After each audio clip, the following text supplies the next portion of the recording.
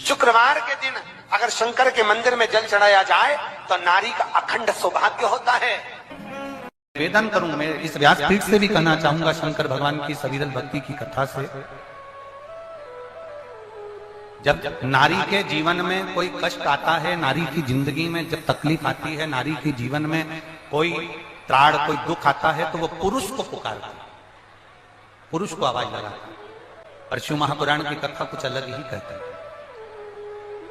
बहुत ध्यान दें महाराज, बच्चे अगर एग्जाम में बैठ रहे हैं और विशेष एग्जाम है, कोई सीए की पढ़ाई कर रहा है या कोई चीज की पढ़ाई कर रहा है, विशेष आज आपके मन में कोई मनोरथ बड़ा है, कोई कामना बड़ी है और बाबा से आपने विनती करी कि मेरा ये कार्य अटक रहा है, आप पूरा करोगे, मुझे विश्वास है। 108 चावल के दाने चढ़ाना, आपने चंदन लगाया, हाथ की हथेली पर 108 चावल के दाने जो घर से गिनकर लेकर गए हो उसको हथेली में रखा, एक एक चावल का दाना नहीं चढ़ाया, हथेली में रखकर जो विशेष कामना 108 अक्षत के दाने हाथ में हो और आपकी कामना कर कर जिस कार्य के लिए आपने बाबा को आज स्पर्श किया है, हाथ में लेकर जहां आपने चंदन लगाया है उसी जगह पर हथेली से बाबा को चंदन वाले स्थान पर उस 108 चावल के दाने को रख देना चाहिए, छोड़ दे। बड़ा सुंदर बात आई है, ध्यान दीजिएगा जरा थोड़ा सा।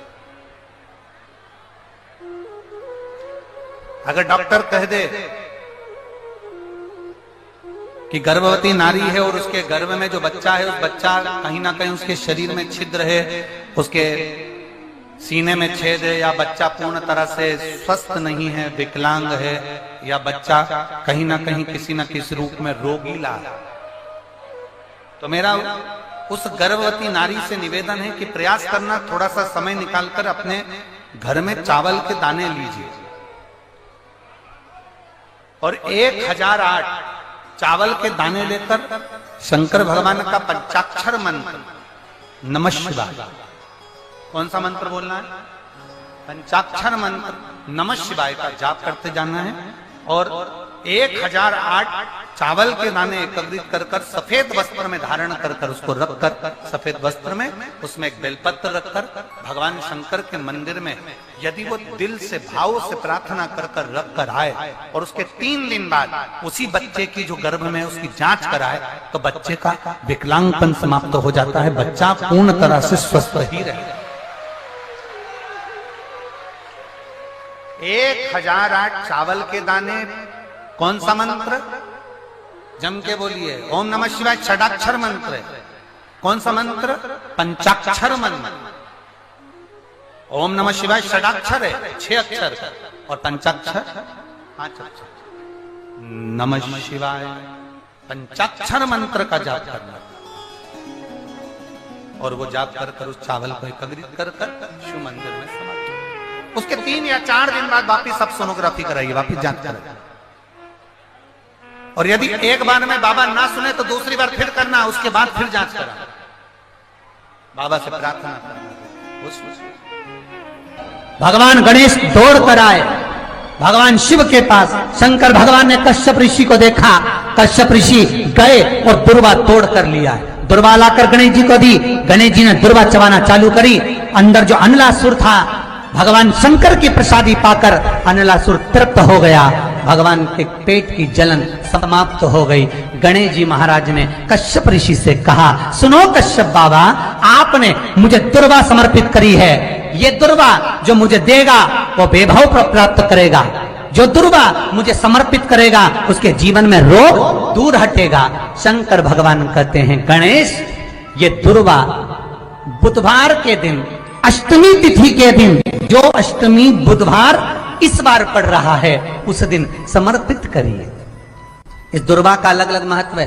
कुएं के पास की सफेद दुर्वा, यदि 41 दुर्वा प्रत्येक बुधवार को गांठ लगाकर गणेश जी को समर्पित कर कर वापिस उठाकर उस दुर्वा को खाली पेट, आपके घर में भी गणेश जी होंगे, उनको समर्पित करो, खाली पेट इस दुर्वा को केवल चबा चबा कर खा लो और आधे घंटे बाद पानी को पी लो।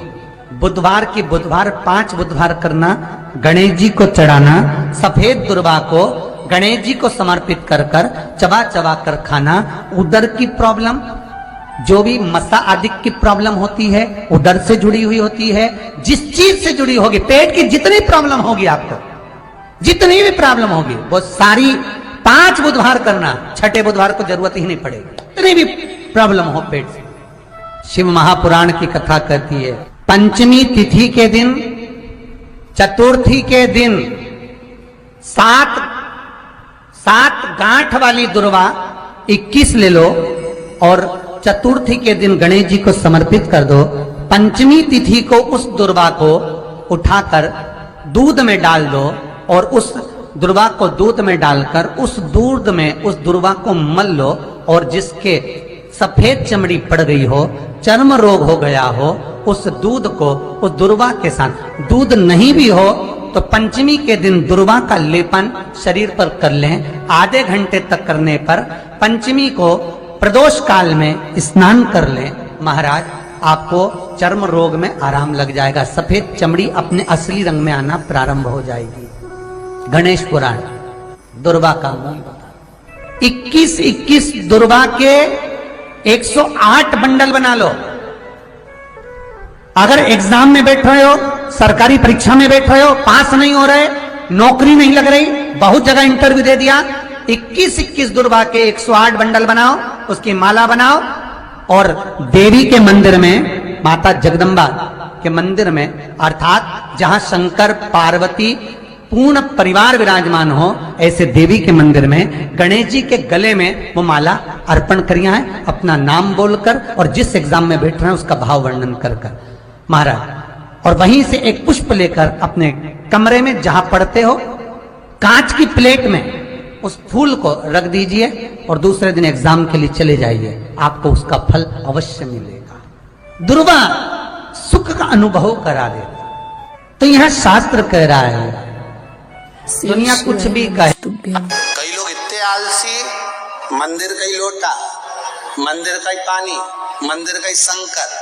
तो शंकर जी भी मन में सोचे, आई काय को मैं तेरे घर ही आ जाता, मंदिर का ही लोटा भर के चढ़ाना था तो फिर आई काय को है, घर से पानी लेकर जाओ। क्यों?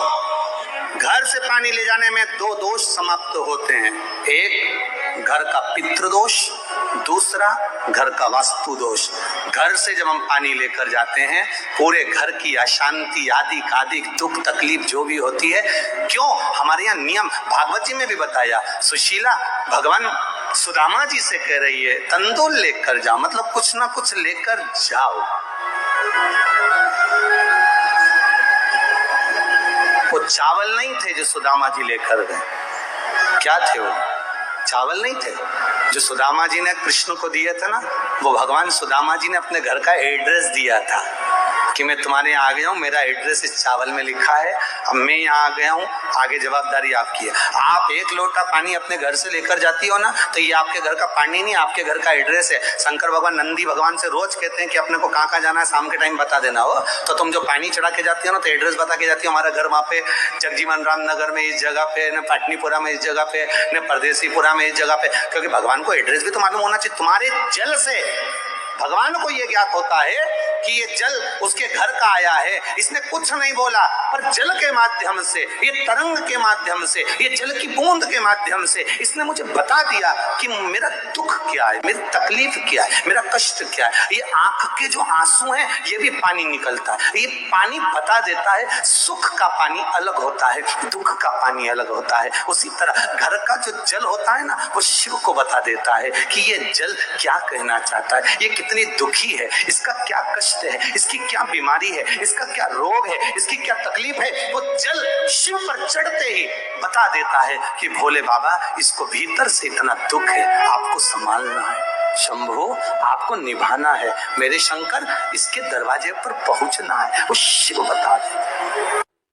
बहुत ध्यान दें महाराज, बच्चे अगर एग्जाम में बैठ रहे हैं और विशेष एग्जाम में कोई सीए की पढ़ाई कर रहा है या कोई चीज की पढ़ाई कर रहा है, आप लोगों ने टीवी पर कथा सुनी होगी तो आपको मालूम होगा भी उज्जैन में और इंदौर में जब कथा हुई, दीदी भी आए थे उज्जैन कथा में, 84 महादेव में, तो वहां एक बच्चा एग्जाम में बैठा था और वो बच्चे का एग्जाम देने के बाद में जो रिजल्ट आया है वो सीए की पढ़ाई में भी अव्वल निकल गया। शिव जी को जो बेलपत्र समर्पित करी जाती है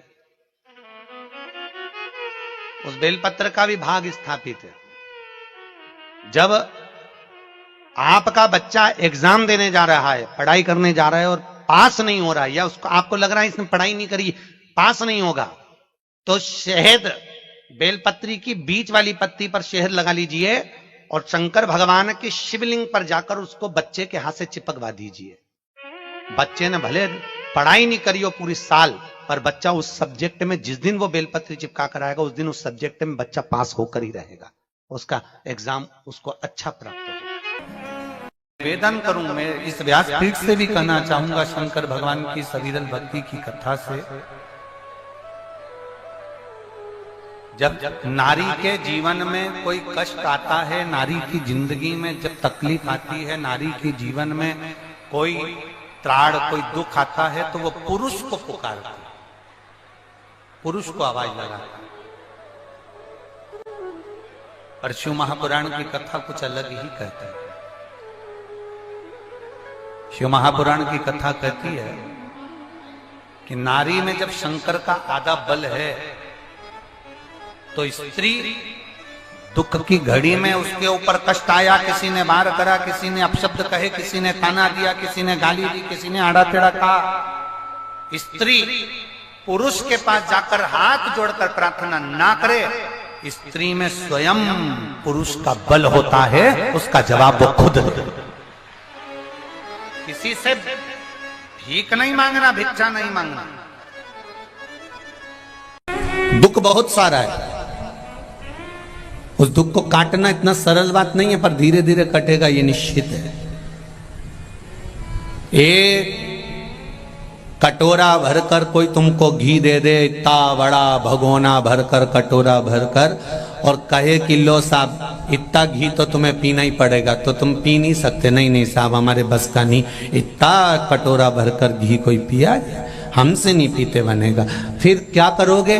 तो कोई चतुर गुरु के पास जाओगे तो वो गुरु कह देगा एक काम करो, कटोरा भरकर घी है और उसको पीना है, तो एक काम करो, उसको आटे में सेको, आटे में मिलाओ और उसका सीरा बनाओ, उसका हलवा बनाओ। सीरा हलवा बनाओगे तो एक कटोरा घी क्या, 2 कटोरा घी भी सीरे में, हलवे में तुम खा सकते हो। उसी तरह दुख अगर बड़ा है, कटोरा भरकर दुख है, तो उस दुख को डायरेक्ट नहीं पी सकते, उस दुख को तुम इतनी जल्दी निवारण नहीं कर सकते, उस दुख को तुम इतनी जल्दी समाप्त नहीं कर सकते। इसलिए एक काम करो, कटोरा भरकर अगर घी है और नहीं पी सकते तो उसको आटे में सेक कर, हलवा बनाकर, सीरा बनाकर खा जाओ। एक कटोरा घी आराम से खा जाओगे, पर डायरेक्ट नहीं पी सकते। उसी तरह दुख एक कटोरा भरकर है, वो समाप्त नहीं हो रहा, तो उसको भगवान शंकर की शरणागति में ले जाकर छोड़ना चालू करो, उसको भी आटे में सेकना चालू करो, थोड़ा भजन चालू करो, थोड़ा कीर्तन चालू करो, थोड़ा मंत्र जाप चालू करो, थोड़ा स्मरण चालू करो,